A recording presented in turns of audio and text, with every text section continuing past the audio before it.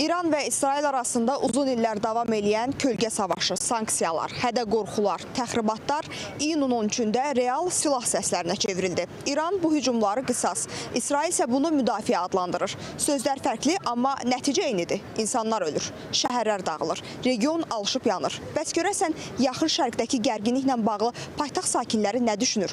Onların fikrinə görə İsrail-İran müharibəsində haqlı tərəf hansıdır? Qarabağ müharibəsində İsrailin bizə dəstəyinə görə İsrail düşünürəm.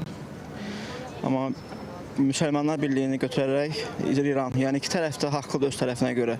Hər yerdə müharibə gedir. Müharibənin haqlısı, haqsızı yoxdur. Əsas burada pul müharibəsidir. Bütün müharibələrin səbəbi, məqsədi pul müharibəsidir. Kim çox müharibə edirsə, o qədər silah alır. Silah almaq üçün gedib başqa ölkələrdən silah alır. Özlərində müharibə etmək üçün silah satır. Yəni silah alır. Haqlı, haqsız yoxdur. Nə İran haqlıdır, nə İran haqsız. Nə Ukrayna haqlıdır, nə İran haqsız. İranın İsrailə qarşı çıxışı ilk baxışda anti-imperialist mövqe kimi görünə bilər.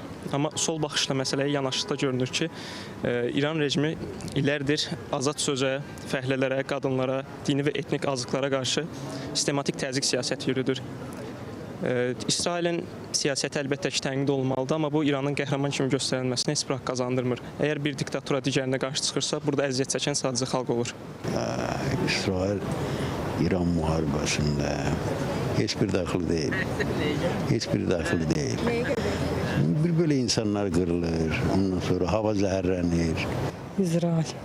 Nəyə görə elə fikirləşirsiniz? Elə İranla heç bizə kömək durmuyor. Ümumiyyətcə heç bir müharibədə haqlı heç kəs olmur. Hamısı günahkardır. Haqlı tərəf yəni heç kimdir. Savaş olan yerdə heç kim haqlı deyil də, belə deyək.